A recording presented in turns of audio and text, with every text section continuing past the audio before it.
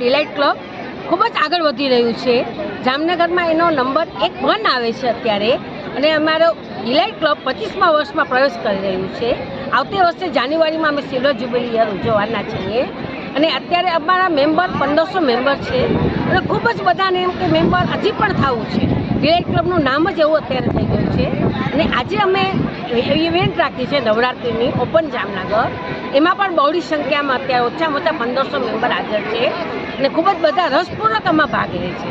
અને જે બાળકોની અમે 0 to 5 રાખી હતી કોમ્પિટિશન, એમાં તો 3 મહિનાના પણ બાળકો લઈને આવ્યા હતા, કે જે બધા એમ કે ના અમારા બાળકને આમાં ડિલાઇટમાં ભાગ લેવડાવો છે, એવા બધા બાળકો આવ્યા હતા, અને ખૂબ જ બધા રમે છે, આનંદ કરે છે।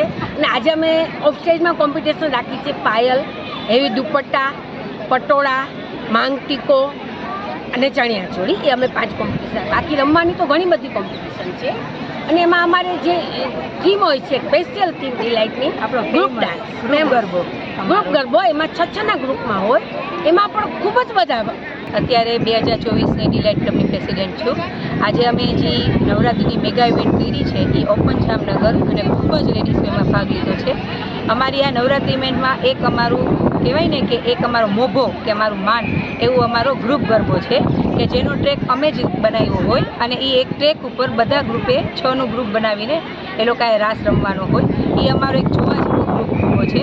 અને આ કોન્સેપ્ટ ખાલી અમારા ડિલાઇટ ક્લબમાં જ હાલે છે, અને જેટલા બી પાર્ટિસિપન્ટ થાય 8 ગ્રુપ છે તો 39 પાર્ટિસિપન્ટ થશે, કોઈને ઇનામ વગર અમે કોઈ બીને જવા નથી દેતા। અને આજે ખૂબ જ પ્રમાણમાં ઇનામો અને અમારા બધા અમારા જે સ્પોન્સરો હોય કે જે બધા તરફથી ખૂબ સાથ અને સહકાર મળ્યો છે।